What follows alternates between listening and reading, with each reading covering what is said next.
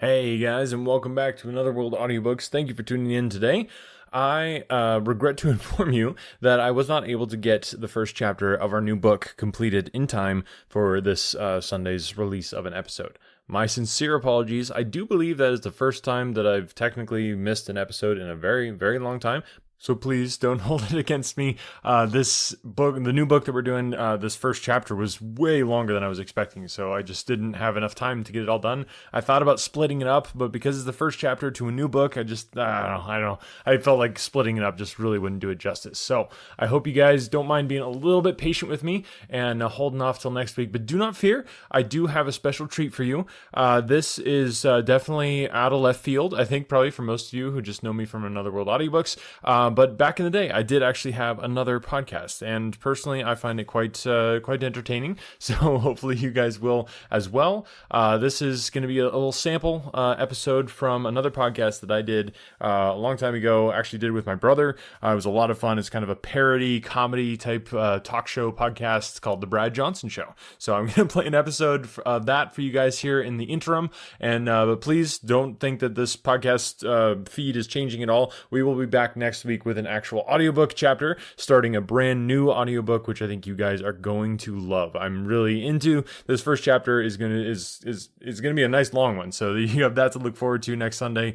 So don't miss out on that. Stay subscribed, please don't leave. But I did just want to give you guys a little something to tide you over until next week when I can actually get this episode out. So I appreciate your understanding as I work through this. Like I've mentioned before, this is all a labor of love, kind of spare time trying to get these episodes out for you every single week, and we've done that very consistently for a long time, so I'm pretty proud of that fact. So we'll just do a little interim thing here, and without further ado, let's jump right into a sample episode of The Brad Johnson Show. The Brad Johnson Show. I'm turning losers like you into winners like me. You're about to enter the winning zone. Somebody asked me the other day, Brad, how are you so likable? And I just had to say, well, some things are just born to people, and other things are worked for really hard by other people. This is one of those things that I was completely just born with, and my normal likability is it's just something that I have and that I've always had. I don't remember any time that I wasn't likable. That being said, there are certain regulations in this country that we live in called America. And they require you to have certain certifications in order to do certain things. My career as a surgeon was curtailed because of that, and as a chiropractor. So ridiculous, just the government regulations and stuff just drive me crazy.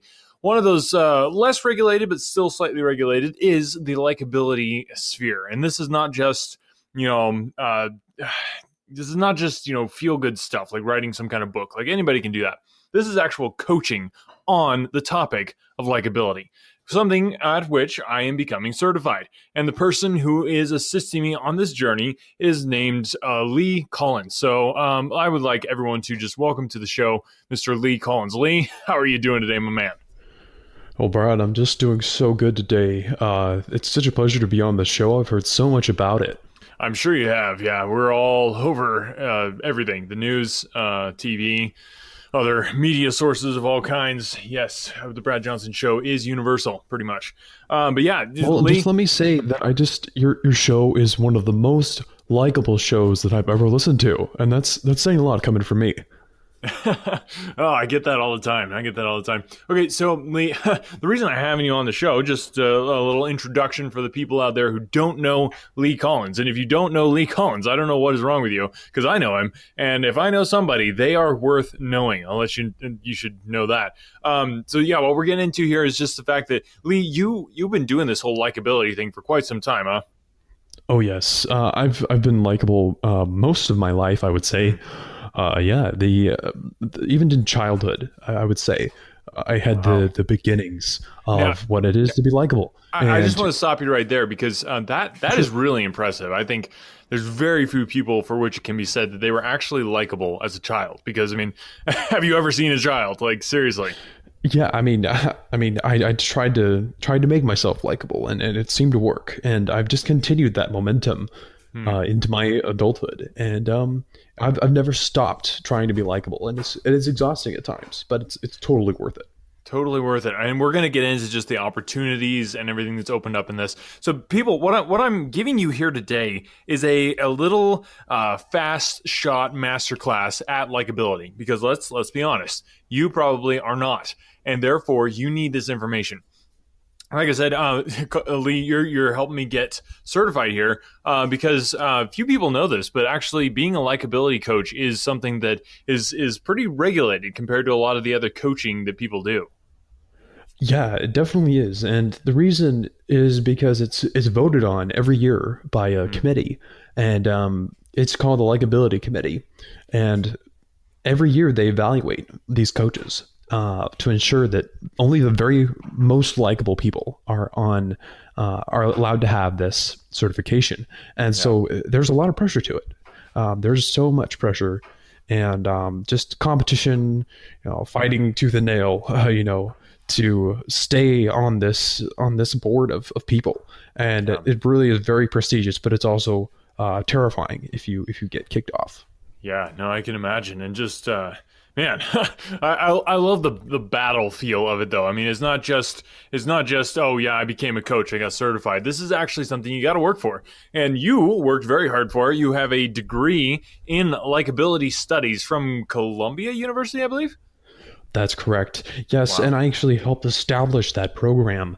I became such a likable person when I was at Columbia that they allowed me to begin my own degree program, and that was very. I don't want to say humbling, because I was very proud of it, but it was very amazing to me that I could do that kind of a thing. And then I realized it wasn't, because I was actually that good at becoming likable, and just continued on from there. Yeah, I've felt that way so many times in my life, where it's just like, wow, I don't think I can do this. And it's like, well, yeah, of course I can. Obviously I did. Past tense.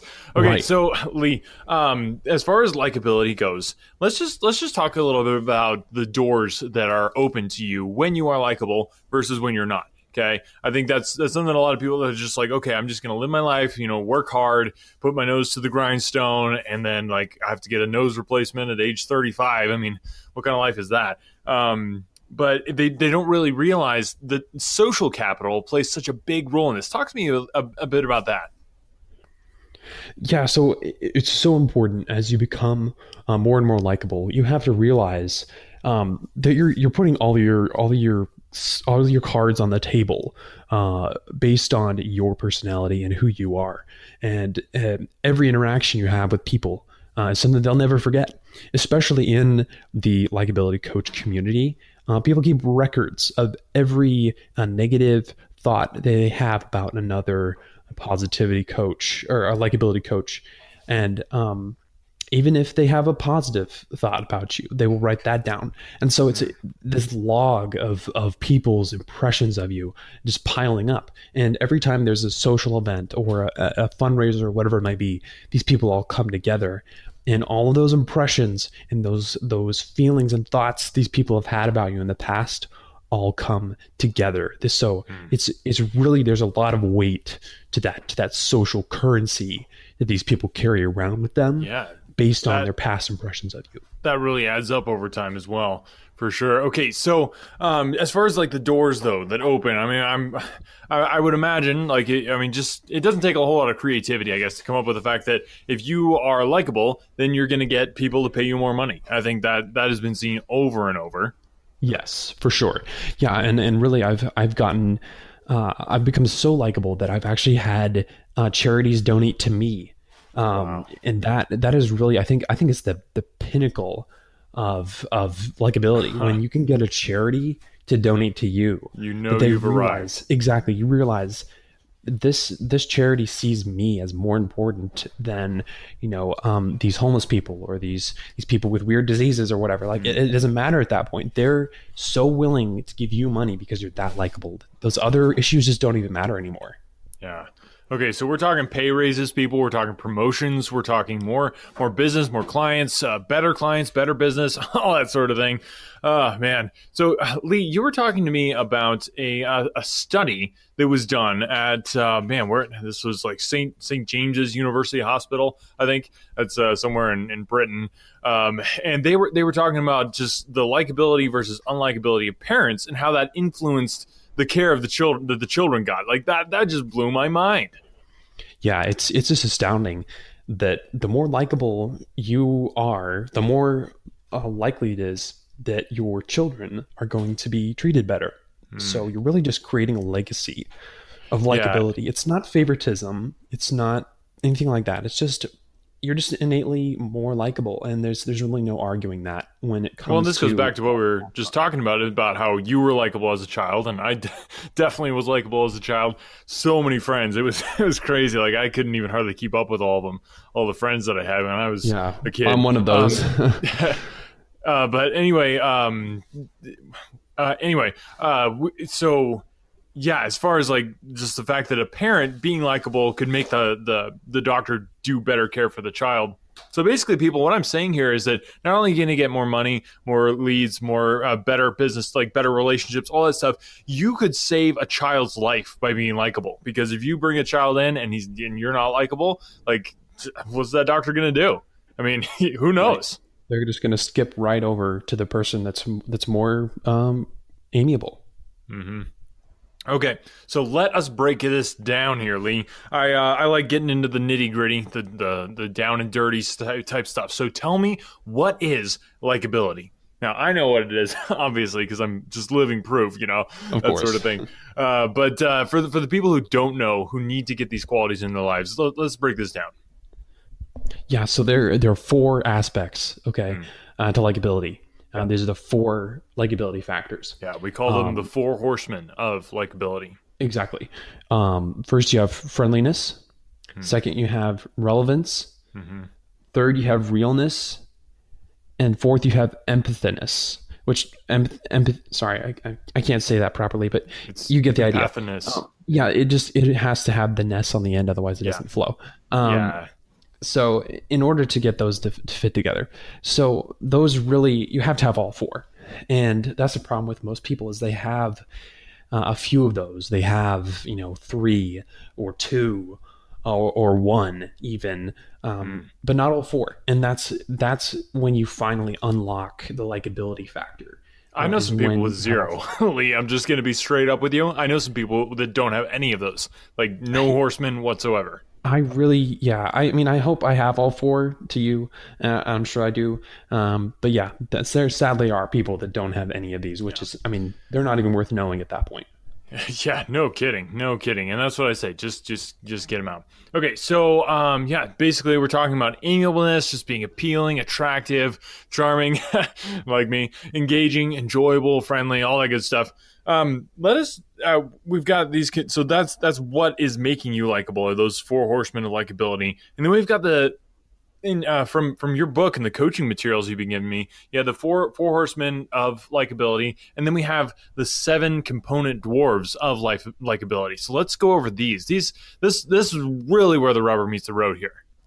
Yeah. So the reason they're called dwarves is because they're small, but when you put them together, they can do great things. They have the 7 deadly dwarves. They wouldn't be deadly if they were individuals, but all together they're lethal. So you have these 7 components. And we can just go through each one if you'd like and just kind of work through. And before we jump into these, I just want to note that you do offer coaching on this likability side of things, right? Of course. Yeah, there is an evaluation you have to take before you can be accepted for coaching, just to determine your base likability index. That's the term there. And if you meet that minimum requirement, if you meet that minimum requirement, you can be entered into a drawing that happens every 6 months to get into our raffle to get into coaching introduction. And then you can buy the course from there. Which I just want to point out, people, like I made it through that, okay? And I didn't do the drawing or the raffle. You saw my name on there, and you were like, "Wow, this is Brad Johnson. Like I got to coach this guy." Like because okay, anybody who's listened to the show for very long knows I don't hire coaches. Usually, if I'm like, "Wow, this guy seems like he might have some stuff to teach me," by day 2 of our coaching, I'm coaching him, and he's like, "Wow," and then he's paying me money. Crazy. And it works out like that every time. One exception. It's a good system. What? It's such a good system. I mean, Yeah. Obviously, it was a good way for me to be more likable by allowing you to do that, but it was also because I saw that potential in you. Mm-hmm. Well, and like I was saying, the 2 exceptions to that actually happening were my morning coach, who we had an interview with him quite a while back, but I just re-listened to it actually the other day. Such a good interview. Love it. But yeah, and you're the other coach that I'm actually like, okay, like actually, I feel like you have some stuff to bring to the table, whereas most coaches don't. Well, I'm very I like to hear that. That's all I can say. All right, so let's get into the 7 dwarves of the components of likability. First one, hit me with the first one here. All right, not to leave you guys on a cliffhanger, but I'm going to leave you on a cliffhanger because this is actually a 2-part episode. We're going to come back and hit those 7 dwarves components of likability. This is so much value. People, believe me, if you don't know how to be likable, and I just know you guys, okay? I know my audience. # know your audience. And you guys need this training. So come back next week for part 2. And in the meantime, just really focus in on those 4 horsemen of likability and see which ones are missing in your life. Hint, it's probably all of them. We'll talk to you next time. Ciao. You've just listened to an episode of awesomeness. Now, go out and spread the awesomeness and help others fix the mess that is their life and help them stop being a loser and start winning in business, health, and their personal life by getting them to listen to The Brad Johnson Show. Book your face, tweet your tweets, and Insta your grams at Brad Johnson Show. The Brad Johnson Show. Winners only.